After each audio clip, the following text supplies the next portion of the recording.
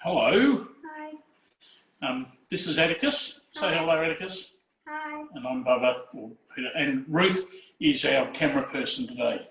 So let's put them together for Ruth. Hey, thank you, Ruth. Hi, everyone. What I want to do first is just show you a couple of things.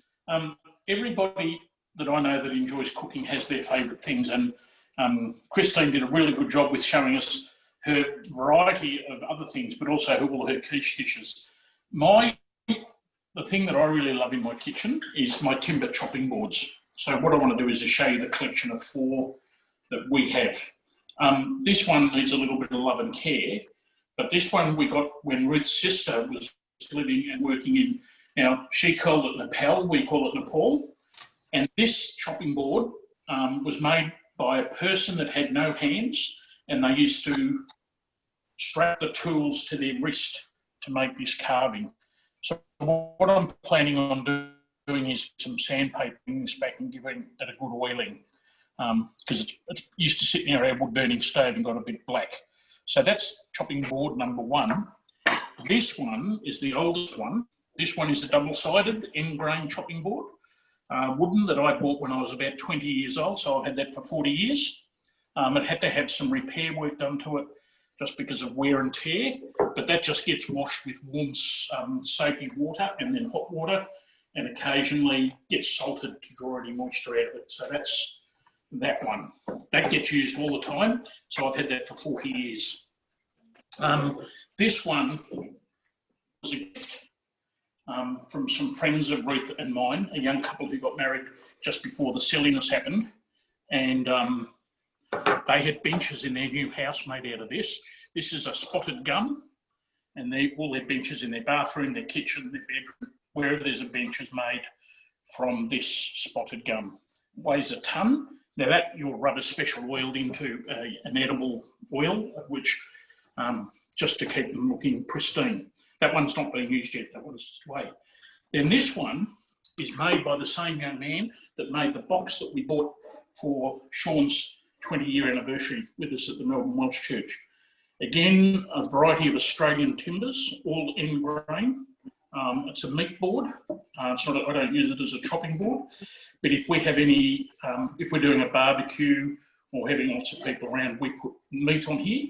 We put our steaks on here to carve pieces of steak as we want it. It has a drain around the outside for catching any blood or any meat juices, and this one gets treated with oil when it gets used.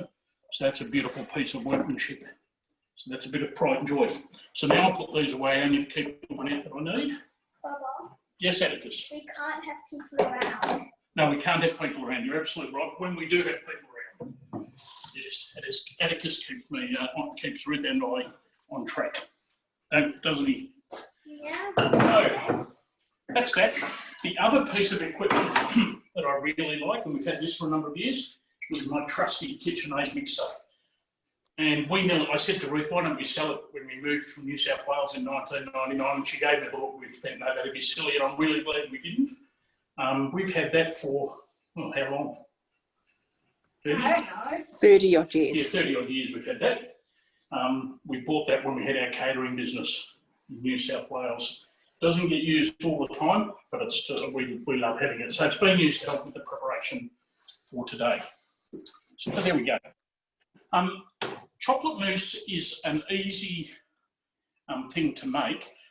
There's lots of different recipes. This is one, like I said, that I've been using for about 30 years. There are numerous ways of making chocolate mousse.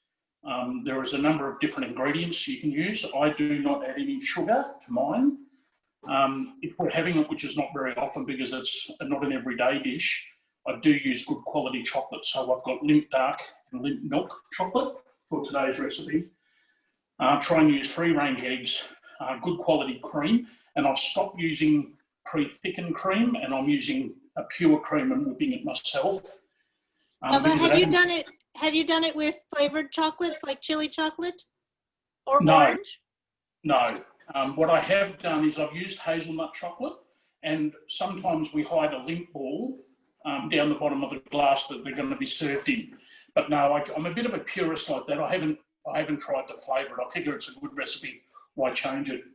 So all it has is eggs, which are separated, and the egg yolks are cooked, and I'll explain that in a minute because I've already done that. The chocolate's melted, the cream's whipped, and the egg whites are whipped. But it's how you put it together that helps keep it light and delicious. So we need some pieces of equipment that Atticus is going to explain what we use. A whisk, spatula, and a spoon. And what else do we use? A bowl to put the egg mix in, and we also use cups to put the chocolate mousse in and put it into the fridge. Very good, very good. So these stainless steel bowls, some Ruth had when we got married, she brought them over from New Zealand. I had a set, again, we've had these for since I was 22. Stainless steel bowls are wonderful things, can't break them. So in here are the egg yolks. Now the egg yolks are cooked. There's two ways you can do this. I've cooked them over a double boiler. It's called a sabayon when you cook it this way. But you have to be careful that your bowl does not sit in the water. It only needs to have the steam, otherwise you'll scramble your eggs. And you've got to be very careful that you keep an eye on them as you're whisking them, and sometimes you need to take them off the heat so they don't scramble. So that's the egg yolks. I cooked them earlier today and they're cooled. The other way you can do it is melt your chocolate and then beat your egg yolks into the chocolate. You must cook the egg yolks. It's not good to eat raw egg yolks unless you're very sure of where your eggs are coming from. Salmonella can be a problem. So I've done that. I've also whisked the egg whites and the cream there in the fridge because the mixer on just makes a lot of noise. So this egg yolks I cooked using my French pan, which is also the same pan that I bake my sourdough bread in. I use that as the double boiler, and so that sits in it nicely but stays out of the water. And I just take my time doing that. The reason I use a heavy pan is because it retains its heat, and you can actually turn the gas off or the electricity off, and this will hold its heat and give you enough steam to cook your egg yolks. So it's just remember to do that gently. Over here we have the chocolate over a double boiler, which I'm going to turn off in a minute because there's enough heat. Again, making sure the bowl does not sit in the hot water, otherwise you will burn your chocolate. And that's about $12 worth of chocolate in there, and you don't want to be wasting it. So I'm going to turn that off, and I'm going to get Atticus to give it a stir with the spatula. So if you'd like to give that a stir, Atticus. So what we do for the rest of this is, while Atticus is stirring the chocolate around the jog, we're going to fold the chocolate, we're going to let it cool a bit, and we're going to fold the chocolate into the egg yolks. That's the easiest part. You just really mix that in, you don't have to worry about it. But there's a particular method that you use with the whisk. Now this is my daughter's whisk. Somewhere, I've had a whisk that I've had for over 40 years that I can't find anywhere with my name engraved in it. I'm not sure where it's disappeared to. But there's a method to mix it through, and I'm going to show Atticus this method, but I'll just explain it. So once I've mixed the chocolate into the egg yolks, I then fold the whipped egg whites into it, the beaten egg whites. And the way I do that is I roll the whisk, get it full of stuff, and then I bang it on the side of the dish so it falls through. That way it keeps the air in it, it keeps it nice and light and fluffy. It's a little bit of work. That's the hardest part of the dish, is just persisting with that and not getting crazy with it and beating the life out of it so you take all the air out of it. So that's the important part. How's the chocolate looking, Atticus? Roll it nice and shiny. I think that's done. There's a bit still not melted. Yep, melted. All good. Oh, yeah. So I'll just set this down over here and let that cool down a bit because that's quite warm and we don't want to overcook the egg yolks. I'll go to the fridge now and get the egg whites, which have been beaten till they're fluffy, and the cream. Now these two stainless steel bowls are great because they've got measurements on the inside.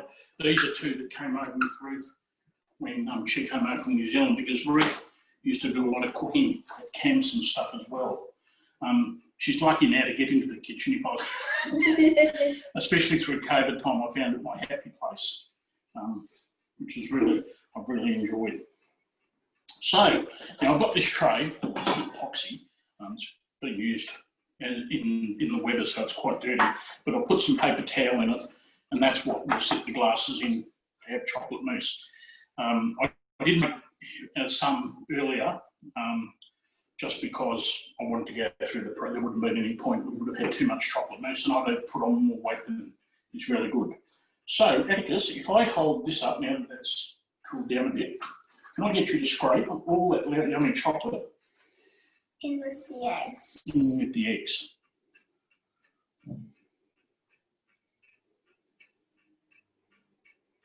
Okay, I'll just give it a scrape. Okay. And then you can finish it off.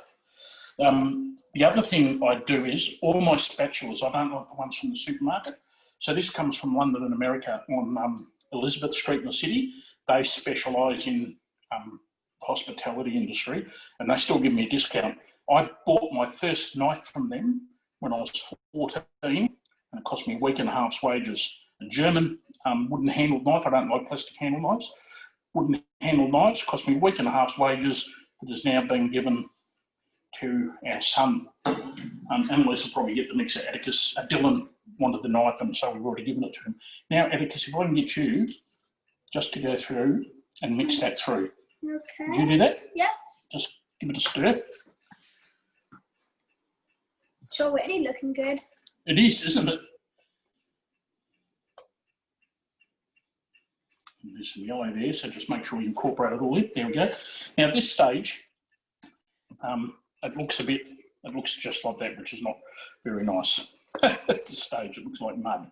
Sorry. So now, no, that's all right. No, that's how it's meant to look. Oh, It's okay. not what you did. It's just how it is. Okay. So what we do now is the egg whites go in, and this is where it becomes interesting. So what I'm going to do is scrape the chocolate off the thing.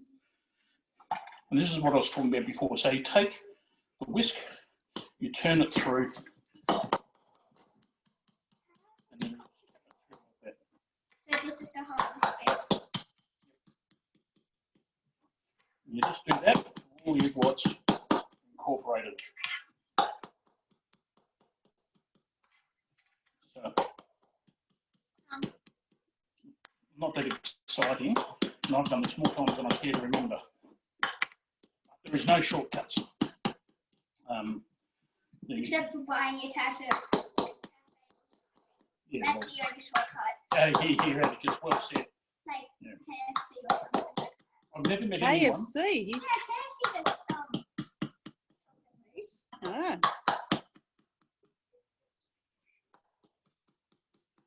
Sometimes I make three different mixtures. I make a dark, a milk chocolate, and even though it's not really chocolate, a white chocolate one, and then do it in layers. Or sometimes I melt white chocolate and I paint with a pastry brush the inside of a glass and let it set, put a thick coating of white chocolate on it, just to make it a little bit different. But usually not. This is one of those things that stand alone. You don't need to put whipped cream on the top of it. You don't need to add strawberries to it. It's just creamy, fattening goodness for the whole family. Okay, so there we go. That's with the egg whites now mixed in. Now we add the cream. And we do the same method with the cream. It's really easy at this point to go, I can't be bothered. I'm just going to... Put it in and mix it. Yep, but we're not going to do that because that spoils the whole thing. And it makes it bad. why does it spoil it? I don't know. Because it takes the air out of it. And it's meant to be light. The idea of chocolate mousse is it's meant to be nice and light, not heavy. I don't always get this recipe right. We've had it sometimes where I've got the ratios wrong, and it just ends up too heavy, whereas it should be nice and light.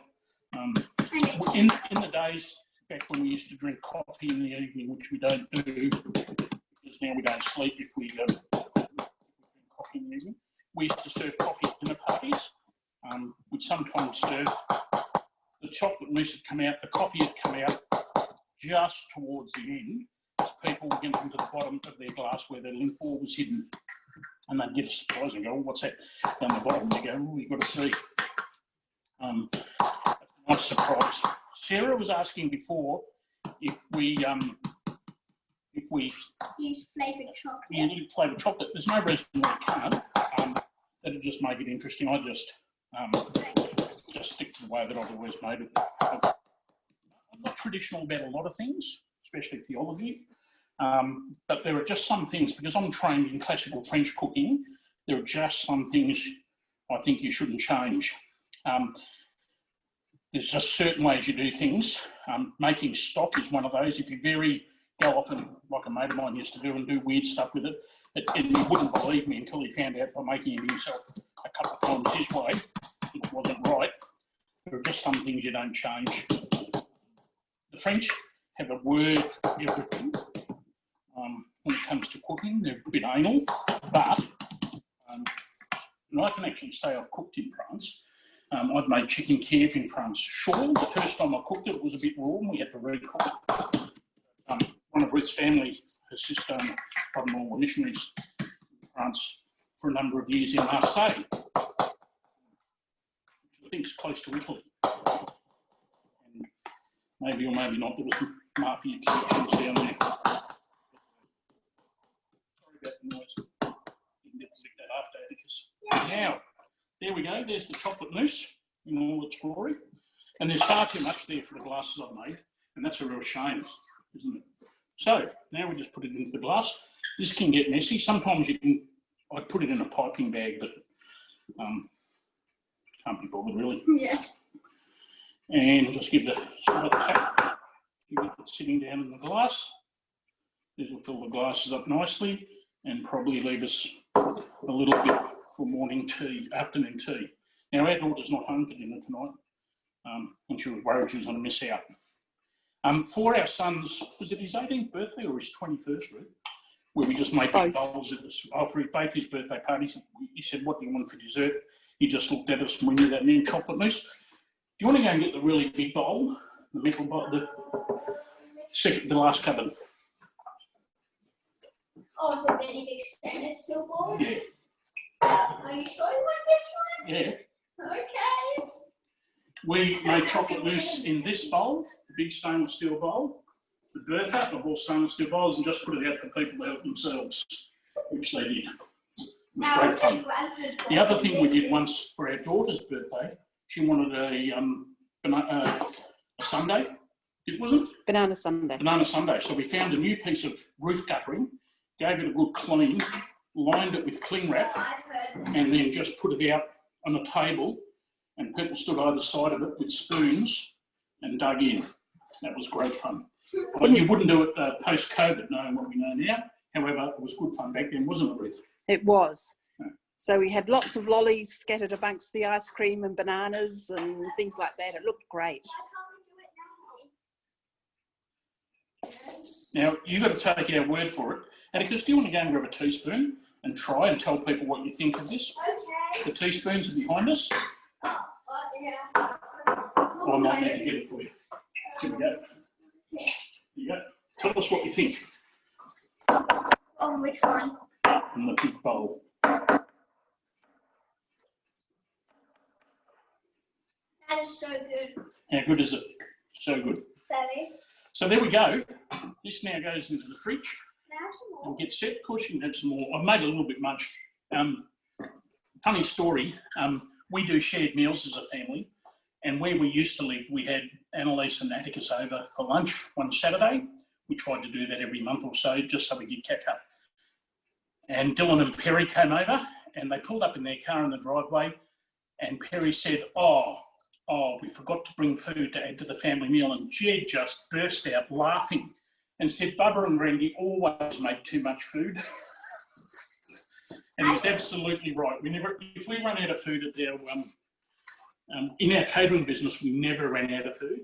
The closest we ever came was, we did a function one night of about 400 people, and we'd made vegetable bundles so that we knew that we wouldn't run out. So all the veggies were cooked, chilled, and then tied together with poached leaf and set out in a tray to reheat, so that when we put them on the plate, A, it looked nice, and B, we wouldn't run out. And someone miscalculated, and they told us we were running out, and we weren't. They hadn't seen that someone else had served 2 other tables. That's the closest I think we've ever come to running out of food ever, because that's just not something you would do. It's like running out of wine at the wedding at Canaan, and why there was such a important thing that Jesus makes some more wine, because you just don't do it. It's not culturally very nice. So there we go. Chocolate mousse. Any questions? Any questions coming in, Sarah, or people? No, that one was good. We're all sort of watching in awe. You made that look crazy easy. I'm going to unmute everybody. No, actually, I'm not. Zoom doesn't let me unmute people anymore. So everybody, you are welcome to unmute yourself and ask questions. I will stop recording just before I do that. I am